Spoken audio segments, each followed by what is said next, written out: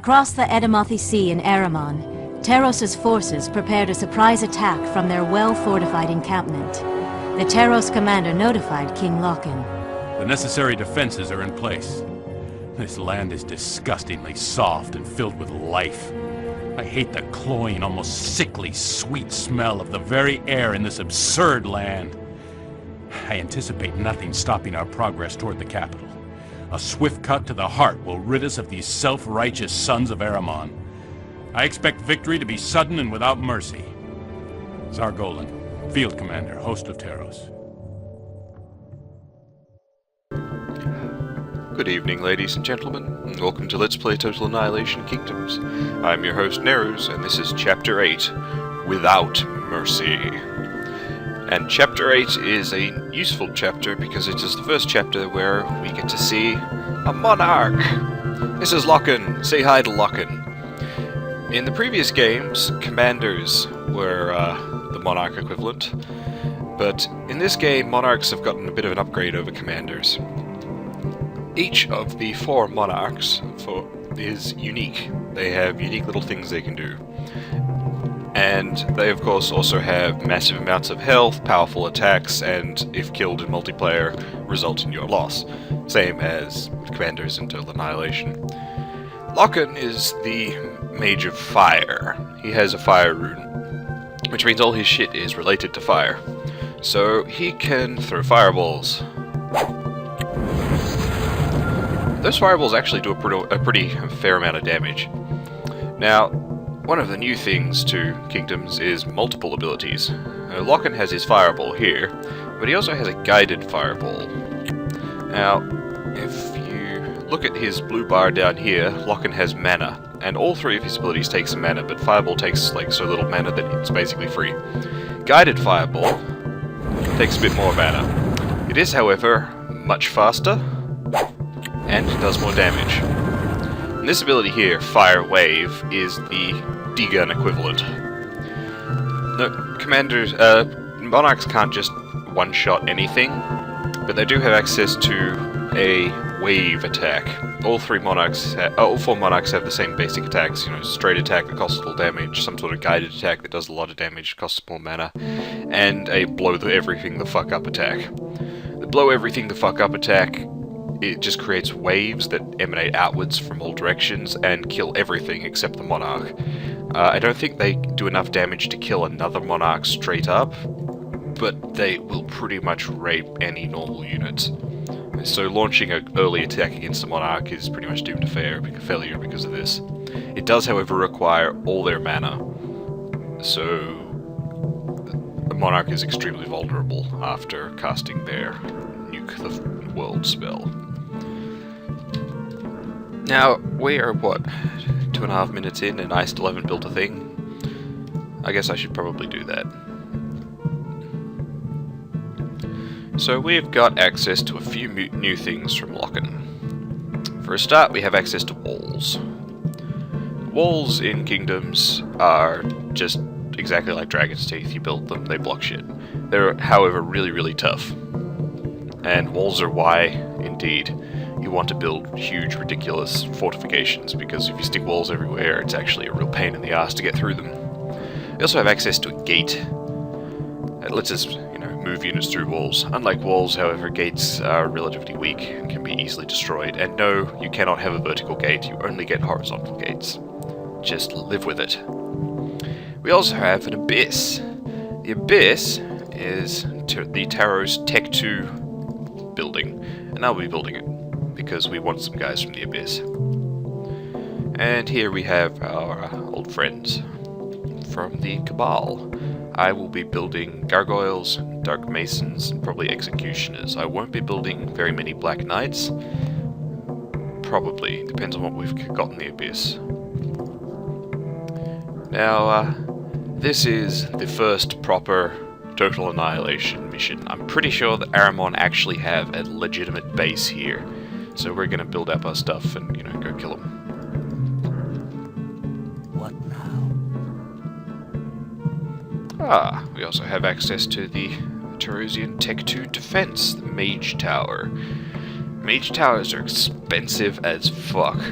But on top of them is a mage who shoots lightning bolts at dudes, and oh boy, those lightning bolts do damage. Mage towers are really dangerous, and they can shoot over walls, which means that it's pretty easy for Taros to set up some almost impenetrable defenses using mage towers and walls, which require siege weapons to be destroyed.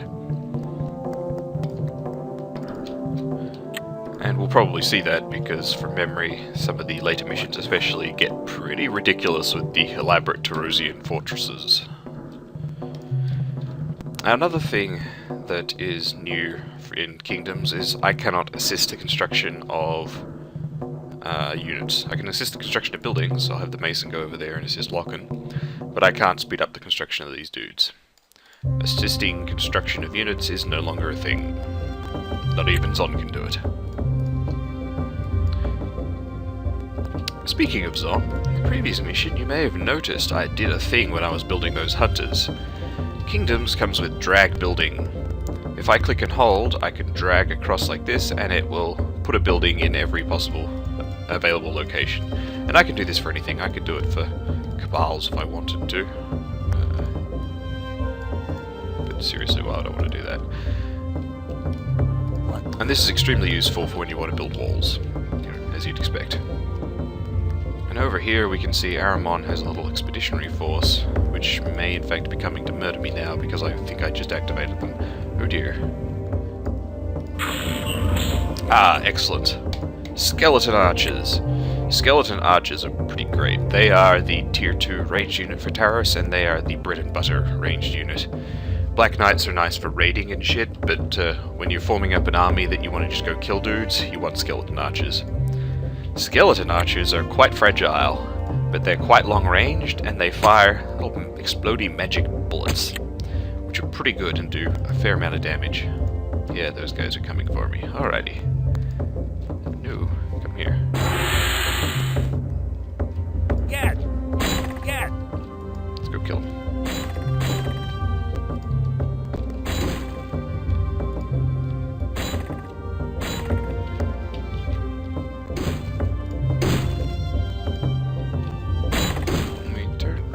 Want to go in with the skeleton archers first, though.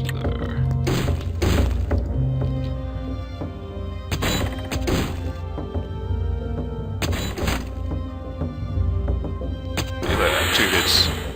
Yeah, see, check out that damage. That's pretty good.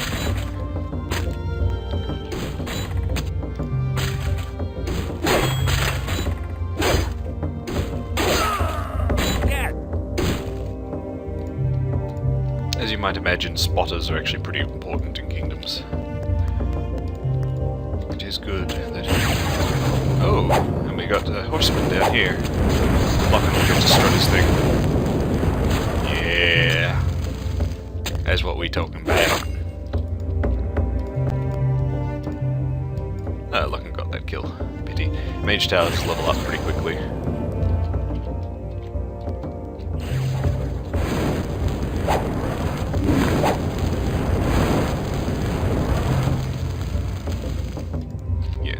Go back to that. Lochan, stop stealing all the mage tower's kills. Get!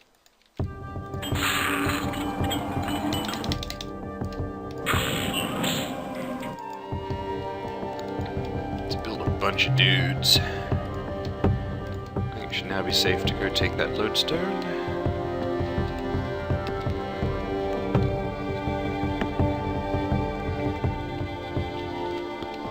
Let's march out. The other unit we could build from the abyss there is the Iron Beak. We'll be seeing a bit more of them later. They're just not really all that appropriate for this mission. Get!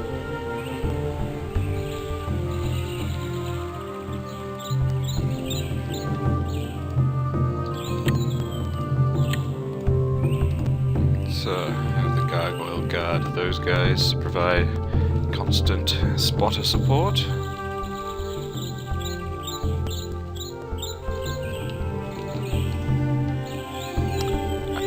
I may note, that bird, I can totally shoot that bird. I probably would never hit it because it's quite fast and small, but I could totally kill that bird if I wanted to.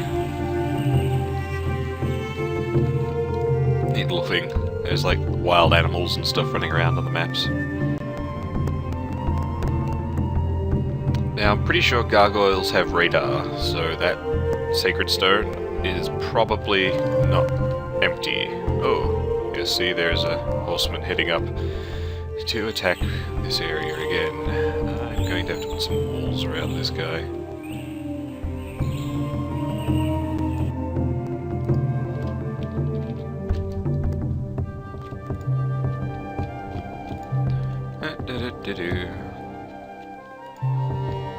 Interesting that the Aramon guys are going that way.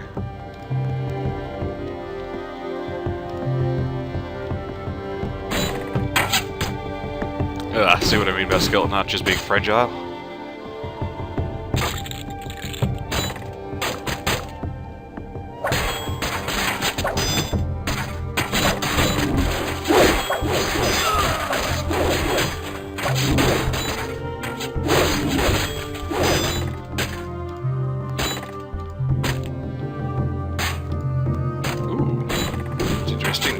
I believe that was the Aramon Tier 2 training structure, the keep. Yes, it was. That's very odd. We won't be able to build that for quite some time. I bet if I kill it, I'll be able to show off veterancy.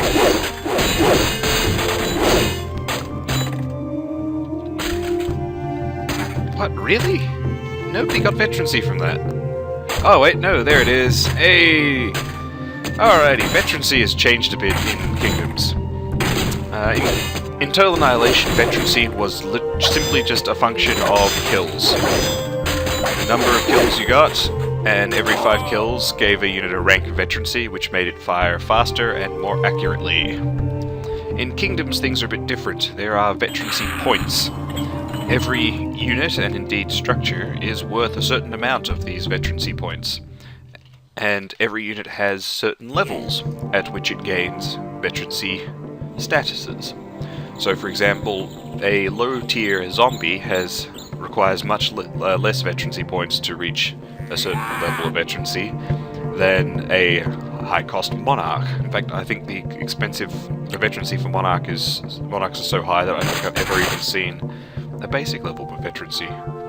Veterancy is broadly divided into 3 ranks: bronze, silver, and gold, and killing that keep was enough for this little skeleton archer to go all the way straight up to gold. And veterancy is also displayed visually, as you will see that the skeleton archer now has a little gold hat and a gold bow. As units gain veterancy, they gain gold attachments, basically. And for the skeleton archer, it's a gold hat and a gold bow. For the executioners, they get these outrageously ludicrous giant gold pauldrons and a gold glaive, which is pretty funny.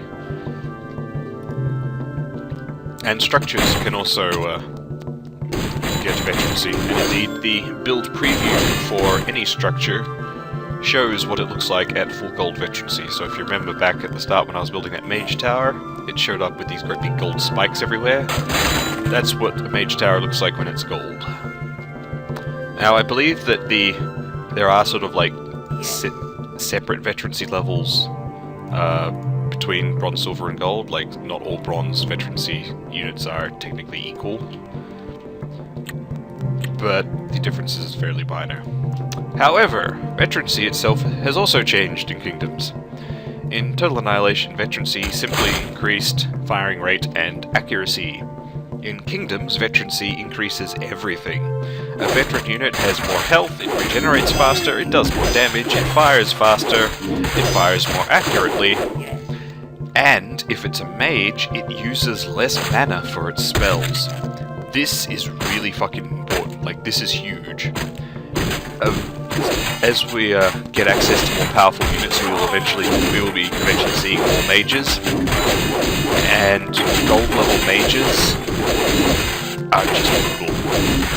Like, you can get a gold level mage, in fact you can get to play with some gold level mages later on. They can just spam their most powerful spells over and over and over. Like, oh hey, that execution is gold, see? Look at those ridiculous pauldrons. Look at that! I love gold executions. They're so great.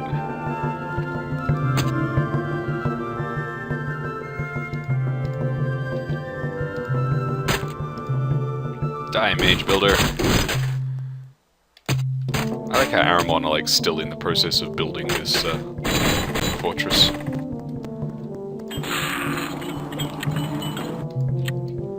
I'm going to set up some gargoyle patrols.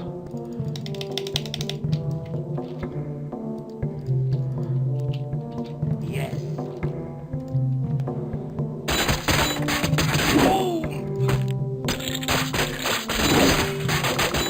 Make sure we hunt down all the dudes. Oh no, that gold execution is going to die.